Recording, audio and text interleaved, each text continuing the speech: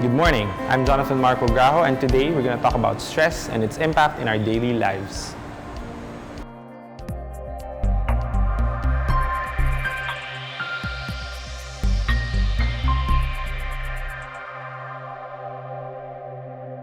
Did you guys know that the term stress was borrowed from the field of physics by Hans Selye, one of the fathers of stress research? In physics, stress is defined as the force that produces strain on the physical body. Stress is also defined as putting under physical or mental pressure to self that modifies the existent stability. But is it all bad nga ba? Let's find out.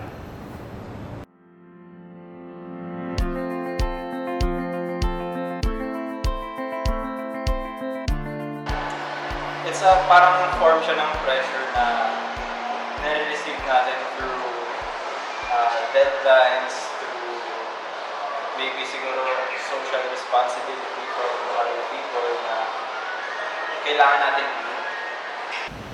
Stress for me kasi para siyang yung overwhelming feeling of anxiety or parang takot pag yung sobrang dami mo nang kailangan gawin. Students often perceive stress as totally negative, but a lot of studies suggest that having moderate stress could actually benefit a person. Some of its benefits actually include improvement on one's senses, alertness, behavior, and even cognitive performance. Today, we'll be hearing from a mental health care expert about stress. From a medical perspective, stress is anything that the body perceives as threatening to its psychological or physiological balance. Stress is deemed as bad because primarily it is physically exhausting. When you feel the stress, you feel tired, and in the long run, the rest of the day won't be that productive anymore. But for the positive effects of stress, stress in little amounts is usually productive. It helps you, for example, if you're taking an exam, the stress you're feeling allows you to think more clearly in a more direct way.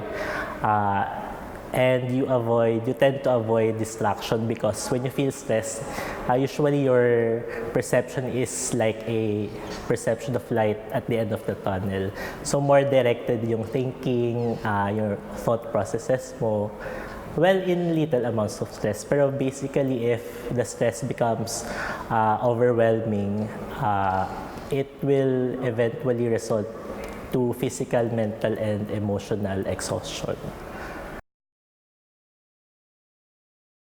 Siguro yun, taking a break. Parang bigyan mo ng time yung sarili mo para makapagpahinga, makapag-collect ng thoughts mo, parang ma-organize mo siya, na hindi siya yung sobrang jumble sa utak mo na na-overwhelm ka na sa parang weight niya. Yun yung time talaga. Well, to alleviate their stress, primarily the students should learn to observe themselves, how they respond to day-to-day stress, how they cope. And primarily, next technique would be time management, especially for courses that requires long hours of work after school. You need to really sequence your day-to-day activities in a way that it is more manageable and more, at least, space in betweens where you can take your rest. So, as not to push yourself to exhaustion. I hope that you learned something new about stress and the positive effects it can provide you.